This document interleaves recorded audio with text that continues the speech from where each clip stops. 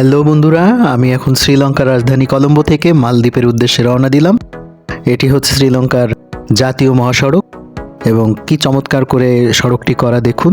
এই সড়কটি জানান দেয় যে শ্রীলঙ্কা কিভাবে ডেভেলপ করছে এবং তাদের যে সৌন্দর্য বর্ধনের যে প্রক্রিয়া, তারা কিভাবে তাদের দেশটাকে সারা বিশ্বের কাছে তুলে ধরছে। খুবই দারুণ একটি মহাসড়ক আর কি।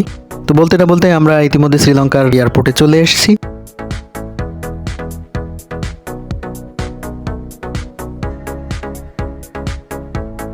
এই যে দেখতেই পাচ্ছেন যে শ্রীলঙ্কান এয়ারলাইন্সের এই বিমানটি করেই আমরা মালদ্বীপে যাব এবং এটি হচ্ছে শ্রীলঙ্কান ইন্টারন্যাশনাল এয়ারপোর্ট। তো আমরা ইতিমধ্যে প্লেনে উঠে পড়ছি এবং আমাদের প্লেনটি যাত্রা শুরু করেছে। আস্তে আস্তে আস্তে আস্তে রানওয়ে থেকে প্লেনটি গতি উঠায় এবং এভাবেই ফ্লাই করবে। এটা সিটের পিছনে যে জয়েন্ট স্ক্রিন আছে সেখানেই দেখা যাচ্ছে।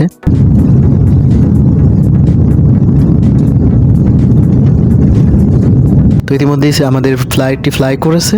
আমরা এখন মালদ্বীপের উদ্দেশ্যে রওনা দিলাম। আমরা এই যে দেখতে পাচ্ছি যে নিচে রানওয়ে দেখা যাচ্ছে, শ্রীলঙ্কান ইন্টারন্যাশনাল এয়ারপোর্টের রানওয়ে।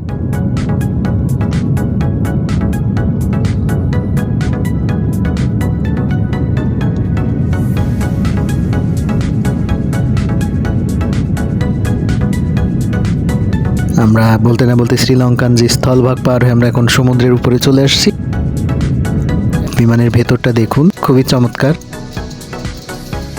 আমরা মালদ্বীপ দেখতে পাচ্ছি। মালদ্বীপের এয়ারপোর্টটা দেখেন, মনে হচ্ছে পানির উপরে ভাসছে। এয়ারপোর্ট থেকে যে ব্রিজটি আমরা দেখতে পাচ্ছি, এই ব্রিজটি মূলত মালদ্বীপের যে এয়ারপোর্ট এরিয়া, এই এরিয়াটাকে রাজধানী মেন সিটি মালের সাথে সংযোগ ঘটিয়েছে।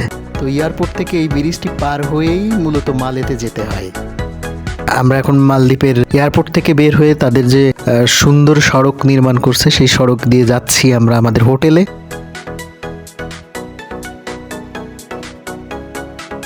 আমরা বিকালে ঝটপট বেরিয়ে পড়লাম।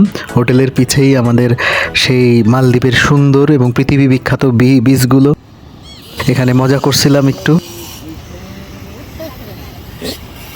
এই যে আমাদের আমেরিকান আপাদুলা ভাইরা মালদ্বীপে এসছেন, তারা হাঁটাহাঁটি করছেন পায়ের জুতা হাতে তুলে নিয়ে।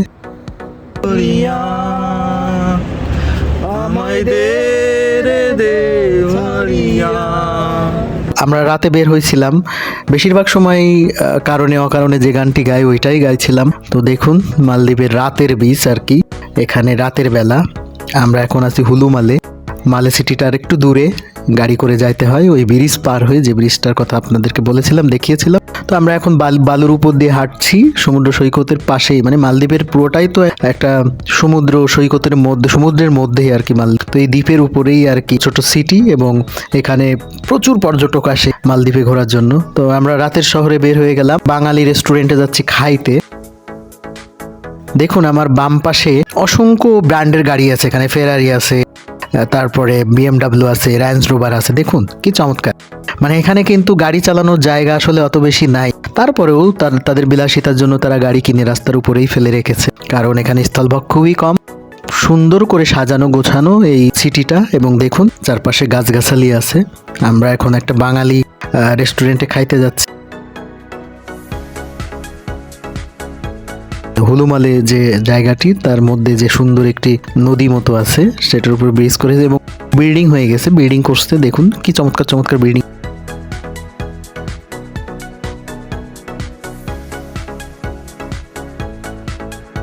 রাস্তাগুলো দেখুন মালদ্বীপের হুলুমালেতে আমরা এখন, দেখুন কি চমৎকার রাস্তা এবং সব প্রাইভেট কার, এখানে ট্যাক্সি এবং অসংখ্য মোটর বাইক দেখা যায়।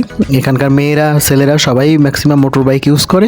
যেহেতু ছোট্ট একটা দেশ আর দ্বীপ দেশ, তো এখানে এরা মোটর বাইকেই স্বাচ্ছন্দ্য বোধ করে এবং খুব দামি দামি গাড়িও আছে, হয়তো বিলাসী জীবনযাপনের জন্যই।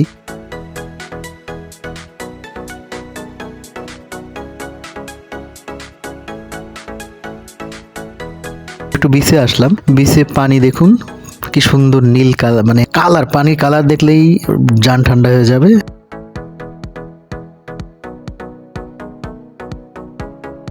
দেখুন ছোট ছোট মাছ।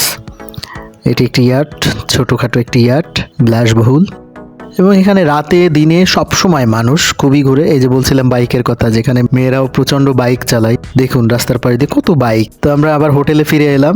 আমরা আগামীকাল আমাদের সুন্দর একটা ট্রিপ আছে, আমরা পরবর্তী ব্লগে আমরা হয়তো সেই ট্রিপের সুন্দর সুন্দর মুহূর্তগুলো দেখাতে পারবো।